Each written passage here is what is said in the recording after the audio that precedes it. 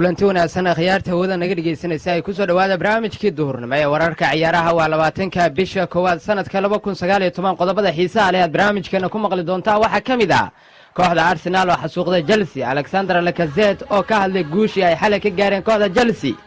Liverpool oo iyaduna guul la yaab leh ka gaartay kooxda Crystal Palace, macalinka Liverpool oo ka hadlay bandhigii Mohamed Salah iyo goolashii uu dhaliyay kulankii shalay, Real Madrid oo iyaduna guul muhiim ah ka gaartay kooxda Sevilla xilli tababaraha kooxdaasi uu ka hadlay kooxda xaaladda haatan ay ku sugan tahay Real Madrid. natiijooyinkii kale ee laga ciyaaray kulamadii laga ciyaaray qaaradda Yurub gaar ahaan horyaalada waaweyn ee qaaraddaasi, warbixinadii ugu dambeeyay ee kala gadashada ciyaartooyda suuqa kale iibsiga iyo wararkii ugu waaweynaa ee maanta wargeysada caalamka ka qoran dhageystayaal. qodobadaas iyo kuwa kale ayaad uga boganaysaan ee ku soo dhawaada barnaamijka wararka ciyaaraha. Look how far we go. It's beauty and our unity. I'm ready. We still waa hagaaga dhegeystayaal mar kale kulan wacan ayaan hawadeena ka leeyahay meel kastoo aad joogtaan iyo si kastoo aad noo maqlaysaan. barnaamijkeena duurnimo ee wararka ciyaaraha ayaa dhegeystayaal u guda gelanaa kulankii ugu xiisaha badnaa Premier League dalka Ingiriiska ayaa dhex maray kooxaha Arsenal iyo Chelsea oo ah kooxo ku xifaaltama kana dhisan caasimadda dalkaasi Ingiriiska ee London, iyadoo kooxda Arsenal ay si fudud ay ugu adkaatay kooxda Chelsea oo qaab ciyaareed liita kulankii xalay soo bandhigtay. ciyaaryahanada Alexander Lacazette iyo Laurent Koscielny ayaa kooxda Arsenal ka caawiyay in ay 2-0 uga adkaadaan gurigooda kooxda Chelsea ee ka socotay waqooyiga London. kulankani ciyaaryahanka reer Ingiriis ee Alexander Lacazette ayaa goolka furitaanka u dhaliyay kooxda Arsenal daqiiqadii 14aad ee ciyaarta, kaasi ahaa gool qurux badan iyadoo uu hoggaanka ugu dhibay kooxda Arsenal ee Gunners-ka.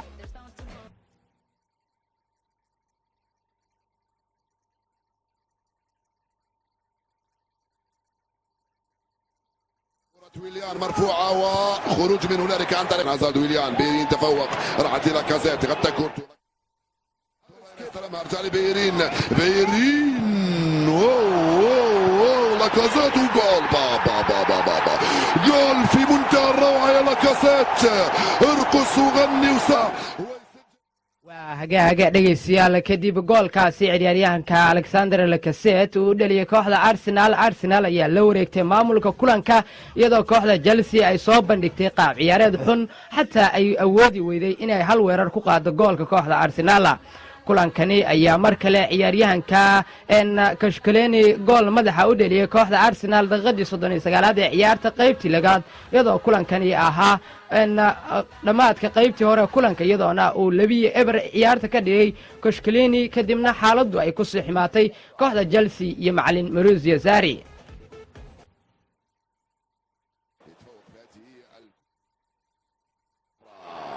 بطاقة صفراء أخرى لدافيد لويس يخرجها حكم المباراة، هي الخامسة بالنسبة لدافيد هذا الموسم.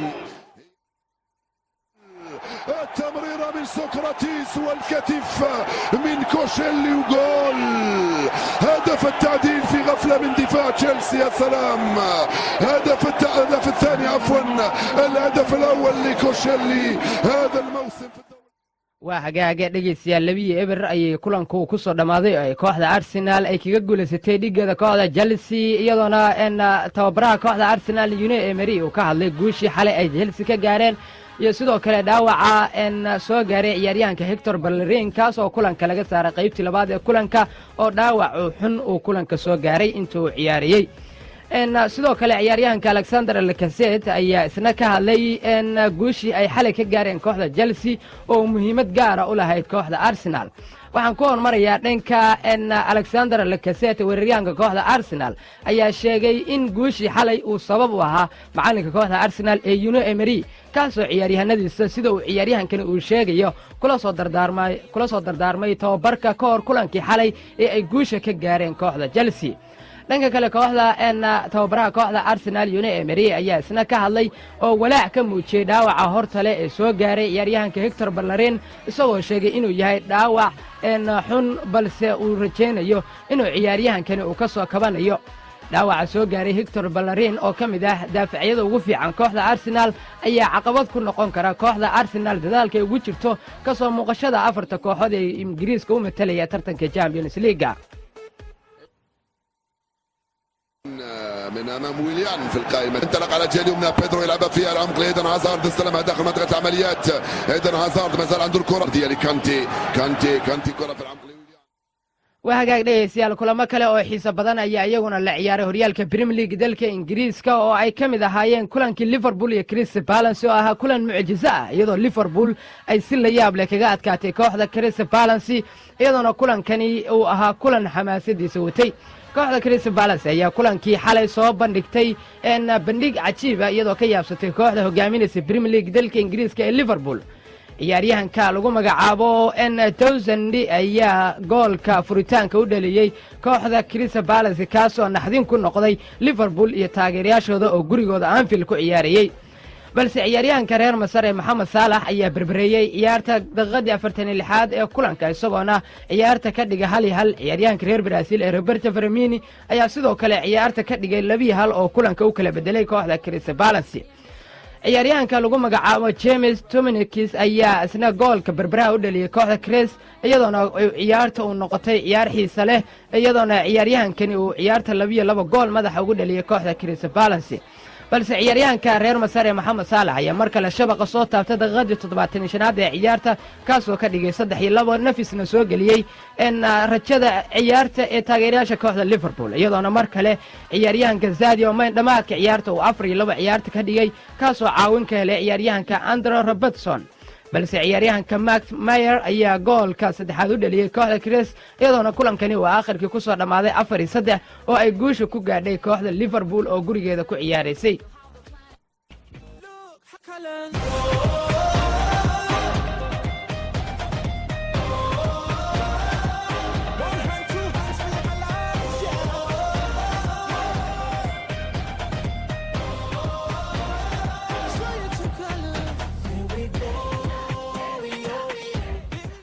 وهاجا dhegeystayaal barnaamijka wararka ciyaaraha ayaa la socotaan radio sahan ayaa nagala socotaan muujadada FM 89.2 FM dhegeystayaal qaybihii hore barnaamijkeena duhurnimo ee wararka ciyaaraha ayaan ku guda jirnaa. tababaraha reer Jarmaley kooxda Liverpool Jurgen Klopp ayaa ka hadlay Mohamed Salah kulankii bandhigii ee Liverpool kulankii xalay ee sida la yaabka ay ugu adkaaday kooxda Crystal Palace. isagoo tababaraha reer Jarmal uu sheegay sidoo kalena amaanay ciyaaryahankani heerka caalami ee dalka Masar ee Mohamed Salah ee islaamka ah iyadoona ciyaaryahankani kulankii shalay uu 2 gool u dhaliyay kooxdiisa Liverpool ayaana gaaray goolkiisa kontonaad ee horyaalka Premier League kadib 72 kulan oo u saftay kooxdiisa Liverpool. Jurgen Klopp ayaana sababtaas u amaanay ciyaaryahankani Mohamed Salah. sidoo kale tababaraha kooxda Liverpool ayaa sheegay inuu Mohamed Salah uu sabab u yahay qaab ciyaareedka quruxda badan ee kooxda Liverpool xilli ciyaareedkan 2018-2019 iyo sidoo kale in ay kooxda Liverpool muddo sanado ah ay hogaanka Premier League ay la wareegto. sidoo kale waxa uu sheegay in iyagu ay caqabad ku noqdeen in uu ciyaaryahankani Mohamed Salah oo xilli hore iskoorkaasi gaar lahaa in ay sabab u noqday asawirta ka tababar ahaan Jurgen Klopp waa mar uu ka hadlayay tababaraha kooxda Liverpool xaaladda ama goolasha u dhaliyay kooxda Liverpool ciyaaryahanka Mohamed Salah. Liverpool ayaana haatan hogaanka Premier League dalka Ingiriiska ku haysa 60 dhibcood iyadoo ciyaartay 23 kulan 19 kamid ah ayay guuleysatay iyadoo hal kulan oo qura guuldaro la kulantay. kooxda Manchester City oo kooxda ku soo xigta ayaa iyaduna ciyaaraysa Premier League caawa kulan ka tirsan oo ah kulanka u dhiman kooxdani. Now you know it. Is it true that you want it? Then act like you mean it. With everyone watching, it's truth or dare, can you feel it? hagaaga dhegeystayaal natiijooyinkii kale horyaalada Yurub waa inoo soo socdaan sida Real Madrid oo guul muhiim ah ka gaartay kooxda Sevilla iyadoo tababaraha kooxdaasi uu ka hadlay xaaladda kooxda iyo sidoo kale tartamada ciyaari doonta kooxda Real Madrid iyo sidoo kale kaalinta ay kooxdu kaga jirto horyaalka La Liga dalka Spain.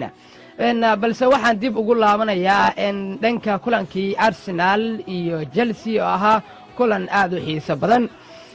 kooxda Arsenal ayaa haatan dhanka kala sareynta kaalinta shanaad ku jirta iyadoo 3 dhibcood oo qura ka hooseysa kooxda Chelsea oo ay kulankii xalay ka adkaatay sidoo kalena kaalinta saddexaad u jirta 4 dhibcood balse kooxda Tottenham iyaduna kulan u dhiman yahay kulanka caawa hadii laga badiyo kooxda Arsenal ayaa 4 dhibcood oo qura u jirsan karta kaalinta saddexaad ee Premier League. halka Chelsea iyaduna ay qaab ciyaareed liita ay ku soo laabatay iyadoo kooxda ay xusud mudan tahay in Chelsea ay qaab ciyaareed wanaagsan ay ku bilaabatay horyaalka Premier League xil ciyaareedkani balse amoodid kulamadii ugu dambeeyay in kooxdu qaab ciyaareed liita ay soo bandhigaysay kulanka ugu soo horeeyay Arsenal ay ciyaari doonto ayaa ah FA Cup-ka ay 25 jimcaha soo socda ay la ciyaari doonto kooxda Manchester United oo ah kulan aad u xiiso badan oo ah isna kulan muhiimad gaar ah u leh kooxda Arsenal sidoo kale kulamada Premier League ay ciyaari doonto Arsenal ayaa kulanka ugu soo horeeyay ay ciyaari doonta 29 bishan iyadoo Cardiff la ciyaari doonta kulanka ugu adag ayaa dhex mari doona oo ah kulanka ugu xiga kooxda Manchester City marka ay booqdaan garoonka Etihad Stadium sidoo kale kulamada la ciyaaray Premier League Ingiriiska waxaa kamid ah Manchester United oo iyaduna ka guuleysatay kooxda Brighton Hove Albion iyaduna kulankani ay 2-1 guul ku gaadhay kooxda Manchester United kulankani ay kooxda Manchester United qaybtii hore ay goolasho dhalisay iyadoo ciyaaryahanka Paul Pogba oo gool kulaad u dhaliyay kooxda Manchester United daqiiqadii 7-aad ee ciyaarta iyadoo sidoo kale Marcus Rashford uu goolka labaad u dhaliyay daqiiqadii 42-aad ee ciyaarta dhamaadka qaybtii hore markii dib la isugu soo laabtay Manchester United ayaa isku dayday inay goolal kala dhaliso balse waxa ay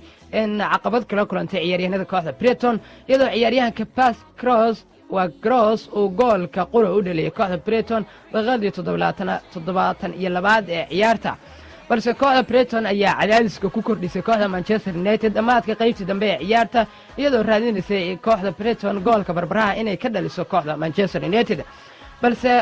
kulanka ayaa ku soo dhamaaday waqtigii loogu talagalay 2-1 oo ay guusha ku raacday kooxda Manchester United kulamadii kale la ciyaaray waxa kamid ah kulankii dhexmaray Wolves iyo sidoo kale Leicester City oo asna kulan 7 gool la iska dhaliyay 4-3 kooxda Wolves ayaa ku guuleysatay sidoo kale Newcastle United kooxda macallin Rafa Benitez ayaa iyaduna guul ka gaadhay Cardiff halka Southampton ay guul daro ay dhabarka u saartay Everton oo ay gurigeeda kula soo ciyaartay Watford iyo Burnley iyaguna barbara ay ku soo kala baxeen dhanka waxaan fiirin doonaa liiga wanka dalka Faransiiska Paris Saint-Germain ayaa kooxda Jangam 9-0 kaga adkaatay kulankani oo ahaa kulan ay kooxda Paris Saint-Germain ay gurigeeda ku xasuuqday kooxdani ka socotay liiga wanka dalka Faransiiska ciyaaryahanada Neymar, Kylian Mbappe, Edinson Cavani ayaa goolasha kooxda u dhaliyay iyadoona ay bandhigii kulankii xalay oo ahaa mid ay soo bandhigeen qaab ciyaareed wanaagsan ciyaaryahanka Kylian Mbappe ayaa sidoo kale ka hadlay mustaqbalkiisa kooxda Paris Saint-Germain iyadoo wararka suuqa kale iibsiga la sheegay in ciyaaryahankani ku biiriyo kooxda Real Madrid balse kulankii xalay ayuu 3 u dhaliyay kooxdiisa Paris Saint-Germain halka ciyaaryahanka reer Brazil isna Neymar uu 2 gool u dhaliyay Cavani uu isna kulanka uu ka dhaliyay 3 gool kooxda Paris Saint-Germain ayaa haatan hogaanka liiga wanka dalka Faransiiska ku hogaaminaysa 53 gool iyadoo kooxda ku soo xigtay ay Lille ka sareysa 13 dhibcood dhanka la liigaha dalka Spain ayaa kulamo xiiso badan la ciyaaray iyaguna oo ay kooxda Real ay kamid ahayd kulankii ugu xiisaha badnaa ay la ciyaartay kooxda Sevilla kulankan ayaa ka dhacay garoonka Bernabeu iyadoona Real Madrid ay guul muhiim ah ka gaartay Sevilla ciyaaryahanka khadka dhexe Casemiro ayaa goolka furitaanka u dhaliyay qaybtii labaad ee ciyaarta kooxda Real daqiiqadii 78-aad ee ciyaarta iyadoo sidoo kale Luka Modric oo dhamaadka ciyaarta goolka labaad u dhaliyay kooxda ka dhaliyay Sevilla iyadoona kulanka 2-0 ay ku guuleysatay kooxda Real Madrid Real ayaa haatan dhanka kala sareynta in la liigaha dalka Spain kaga jirta kaalinta 3aad iyadoo 36 dhibcood iska leh oo 5 dhibcood ka hooseysa kooxda kaalinta labaad ku jirta ee Atletico Madrid halka ay Barcelona oo kulankeeda caawa iyadoona dheelaysa ay ka dambayso goolal dhibco gaaraya 14 dhibcood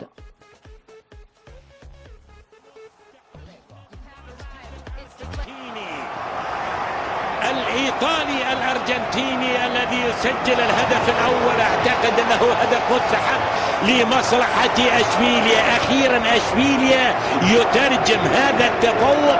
ويسجل الهدف الأول والنظرات كلها وهنا تقدم سواريز الضربة الركنية اللعبة تحولت سهلة إلى حارس اللعبة الطويلة خطيرة لبرشلونة hagaag dhegeystayaal barnaamijkii wararka ciyaaraha ayaa la socotaan dhanka kale kooxda Atletico Madrid ayaa 3-0 u adkaatay kooxda SD Huesca ee la liigaha dalka Spain halka Valencia ay gurigeeda kaga soo adkaatay kooxda Celta Vigo dhanka kale Serie A-da Talyaaniga ayaa kulamo la ciyaaray kooxaha Inter Milan iyo Sassuolo ayaa barbaro galay eber iyo eber halka Parma ay gurigeeda uga soo adkaatay kooxda Udinese kulankii ugu xiisaha badnaa ee Talyaaniga ayaana dhex maray kooxaha Torino iyo Roma iyadoo kooxda Roma ay 3-2 uga adkaatay kooxda Torino.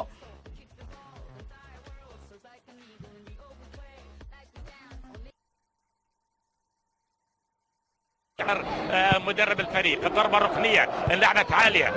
مقطوعة في فريق اشبيليا اللعبة يبعدها فاران الضربة كانت تمريرة ولكن لكم وهاجاك dhegeystayaal waxay noo soo socotaa dhanka warbixinadii wargeysida ay maanta ka qoreen suuqa kala iibsiga ciyaartoyda iyo waxyaabihii ugu weynaa balse waxaan fiirin doonaa kulamada maanta la ciyaarayo oo ay ka mid tahay kooxda Manchester City oo ciyaaraysa kulankeeda Premier League kadib markii ay inta badan kooxaha Ingiriiska kulamadii 23aad ee xalay ilaa shalay galab ay ciyaareen. Manchester City ayaana booqanaysa kooxda Huddersfield Town 10 iyo barka galabnimo ay ciyaartu soo dhici doonta halka Fulham ay soo dhaweyn doonto kooxda Tottenham. kulamadii ugu dambeeyay labadan kooxood haddii aan firino kulankii hore kooxda Manchester City ayaa Huddersfield August 6-1 uga badisay garoonkeeda Etihad Stadium iyadoona kulanka galabta booqan doonta garoonka kooxda Huddersfield.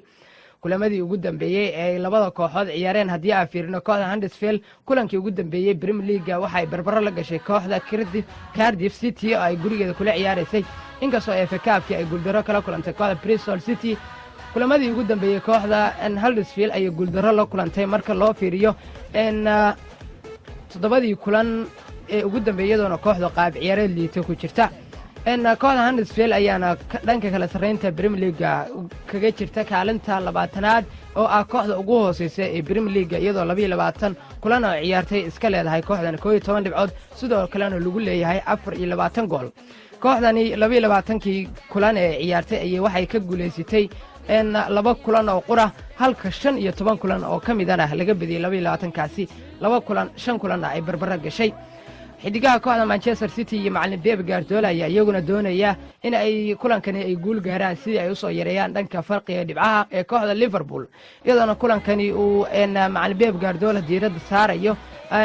sidii ay guusha uga soo gaari lahaayeen kooxda dhibaatada ku jirtay Huddersfield Town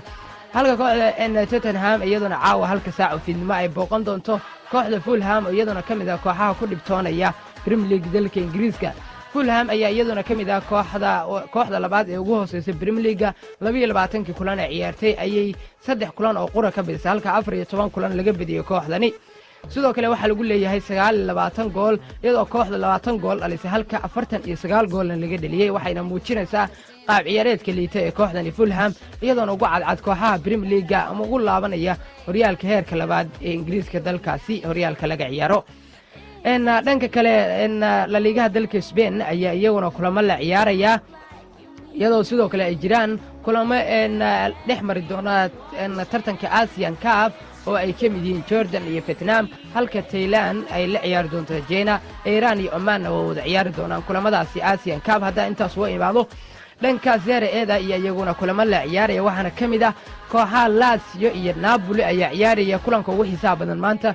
Serie A Talyaaniga halka Fiorentina iyo Atlanta ay 8 duhurnimo kulankooda soo dhici doona. Fiorentina iyo Sampdoria ayaa kulankooda 5 galabnimo wada ciyaari doona halka Bologna ay booqan doonto kooxda Spal 5 galabnimo. Cagliari waxay soo dhaweyn doontaa kooxda Empoli kulanka ugu xiisaha badan ee Napoli iyo Lazio ayaa iyaguna soo dhici doona 4 saac iyo bar habeenimo. kulamadii ugu dambeeyay labadani kooxood Lazio iyo Napoli haddii aan fiirino kulankii ugu dambeeyay horyaalka Serie A kooxda Lazio iyo gurigeeda guuldaro kala kulantay kooxda Napoli iyadoo dhanka kala sareynta kooxda Napoli ay kaalinta labaad kaga jirto horyaalka Serie A Talyaaniga halka Lazio ay kaga jirto kaalinta shanaad ee kala sareynta horyaalkaasi.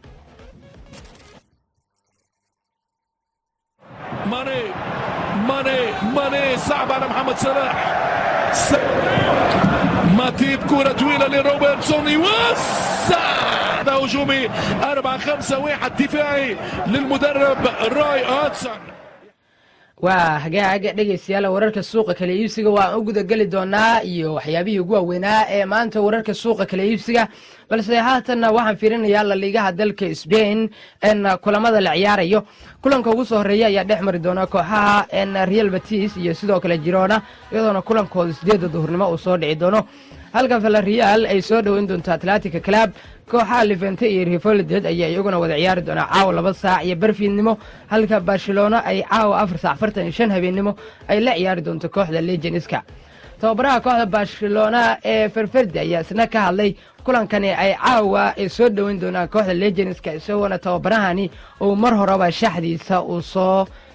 magacaabay ama uu soo sheegay ciyaaryahanada kulankani caawa taamka waa dhanka haddii aan fiirino dhaawacyada kooxdani Barcelona weli waxaa dhaawac uga maqan Rafinha iyo sidoo kale Samuel Umtiti. kulamadii ugu dambeeyay labadan kooxood ay wada ciyaareen. kulankii hore kooxda Leganeska ayaa gurigeeda uga soo adkaatay 2-1 kooxda Barcelona oo ka soo dhacay bishii 9aad ee sanadkii aynu soo dhaafnay ee 2018, iyadoo sidoo kale kulamadii ugu dambeeyay kooxahan shantii kulan ee ugu dambeysay 4 ka mid ah kooxda Barcelona ay badisay, halka hal kulan oo qura ay badisay kooxda Leganeska. kulankani ayaa soo dhici doona caawa 4 saac iyo 45 habeenimo, wala kulan ee kooxda Barcelona ay tijaabo adag mari doonto kooxda Leganeska marka ay soo dhaweyso, inkastoo kooxda Barcelona ay haatan kali ay ku tahay hogaanka La Liga dalka Spain oo 43 dhibcood ku hayso, iyadoo 12 dhibcood kaga hayso kooxda ku soo xigta ee Atletico Madrid. kulamada kale ee jira haddii aan fiirino waxaa ka mid ah Rayo Vallecano ayaa soo dhaweyn doonta Real Sociedad. kulankooda iyaguna waxay soo dhici doonaa 2 saac iyo barfiidnimo.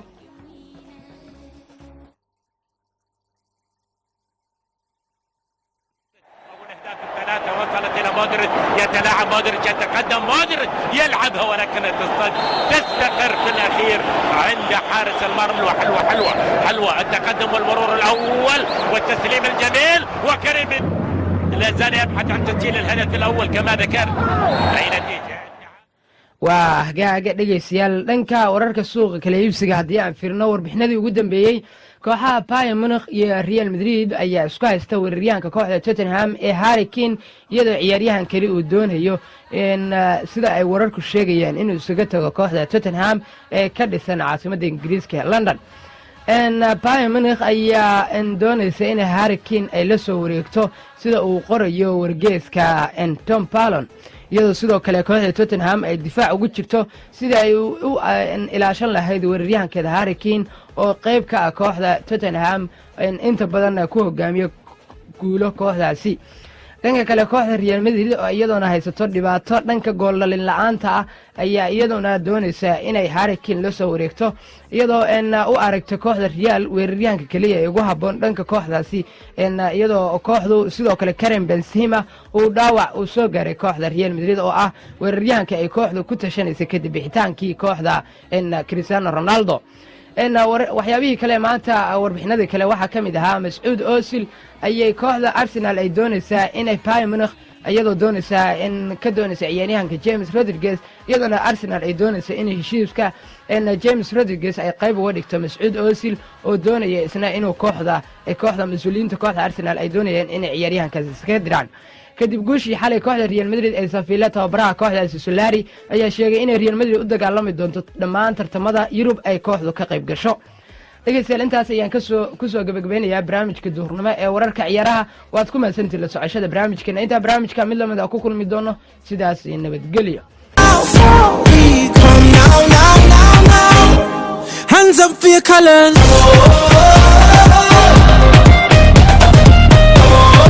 One hand, two hands for your colors. Show your true colors. Here we go. Here we go. But look how far we come now. Hands up for your colors.